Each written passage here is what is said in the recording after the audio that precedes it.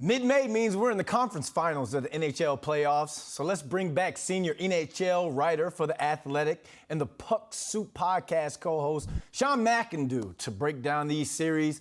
Sean, thanks for joining us. We're down to 4 teams. I can't even think of a word to describe what we've seen from these playoffs so far, so that's why we're bringing you in, because you're better at it than I am. Let's talk this offensive versus defensive matchup in the East. Carolina's speed has pretty much been their bread and butter this postseason, but do you think the Canes' forecheck will give the Panthers some problems? Yeah, that's the plan. I mean, that's why you go with an aggressive forecheck system. It does open you up to some risk in the middle of the ice, but you're hoping that the puck isn't going to get there, or it's not going to get there with any kind of structure behind it.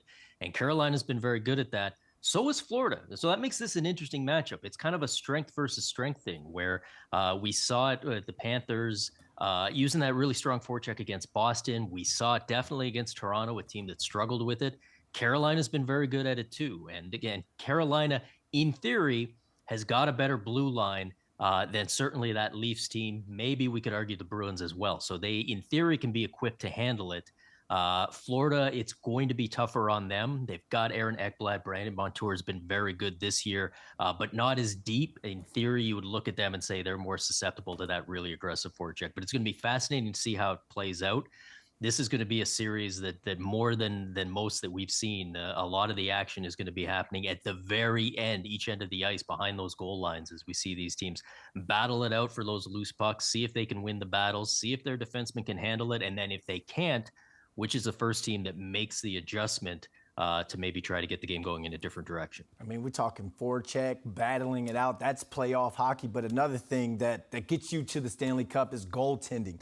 Let's talk about the goaltending in this matchup, because the Panthers have pretty much been solid in net while Freddie Andersen has been pretty serviceable for the Canes. So do you think Bobrovsky in net for Florida gives them the edge in this series? You would probably think that heading into game one, at least. Now, Freddie Andersen, we should say, has been quite good in 4 of the last 5 games, and then he had 1 real rotten game in there, whereas Sergei Bobrovsky is really emerging as the story of the playoffs. This is a guy that a lot of us had been ready to write off. The highest paid goaltender in the NHL, big free agent signing a few years ago by the Florida Panthers, was supposed to be the guy that would come in and turn that program around.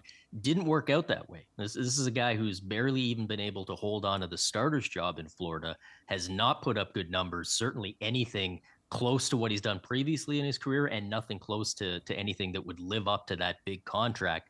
And, up to the point that down the stretch, when Florida, remember, were fighting for their playoff lives, it wasn't Sergei Bobrovsky in that. It was Alex Lyons, a career minor leaguer that at that time they felt gave them a better chance to win than their $10 million man sitting on the bench. And yet, once the opportunity came in the playoffs, Sergei Bobrovsky has stepped in, and he has been excellent. He has been as good as we have seen him in years, and he looks like, for the first time, he's worth every penny that the Florida Panthers have paid for him. Now, the question is going to be, how long does that last? Is this really a new Sergei Bobrovsky, or the reemerged old Vezina trophy candidate? Or is this simply a guy who's maybe on the downslope of his career, having a hot streak, which does happen in the playoffs, and hey, you know what? Your goalie gets hot. That's part of the game. It counts. But the question is going to be, can he maintain it for another full series or 2 series to get this team to a Stanley Cup? And meanwhile, Freddie Andersen, again, had some really good games and certainly held his own against the Devils, other than that one mess of a game in the middle there that he lost. This is a guy who has a reputation as being a good goaltender in the NHL, but a guy who disappoints you in the playoffs. He had that in Anaheim. We certainly saw it in Toronto. Now he's in Carolina. He's trying to shake off that reputation and show that, hey, I can be the same Freddie Andersen in the playoffs that I have been in the regular season. And so far, for the most part, it's been happening. It's going to be a question of which one of these guys can stay hot. And if it doesn't happen, which team maybe has the depth to go to a plan B, and in which case you would think that would favor the Carolina Hurricanes. All right, that's everything in the East. Let's break down the West. Let's talk Stars versus Golden Knights. Dallas has a good mix of youth and experience, what they've shown throughout this entire postseason. So let me ask you, with the way this roster has been put together, do you think that they have the advantage over Vegas? I think they have a slight advantage. I have picked Dallas to win this series, but it's a toss up. These are two really good teams, man. This is a great matchup.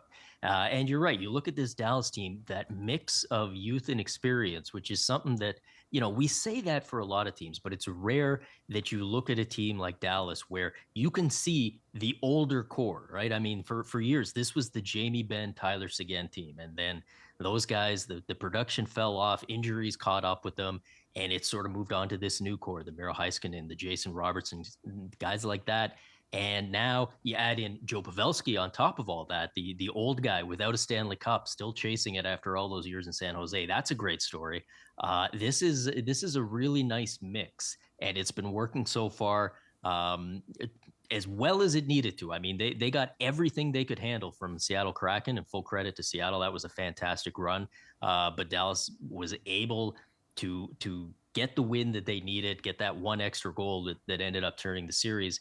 They're a really well built team, and they match up well against Vegas. And then they've got the other element of it, of course, which is Pete DeBoer, their coach, fired by the Vegas Golden Knights last year, and now here he comes on the revenge tour with a chance to knock his old team out. In the words of Mike Jones, back then you didn't want me, now I'm hot, they all on me. That's, if people know Dallas, Mike Jones. All right. So the youth is basically youth and experience versus confidence, because the Golden Knights are coming off a battle with Connor McDavid and the Oilers. Huge series win. So is it safe to say that Vegas has the juice heading into the Western Conference Final?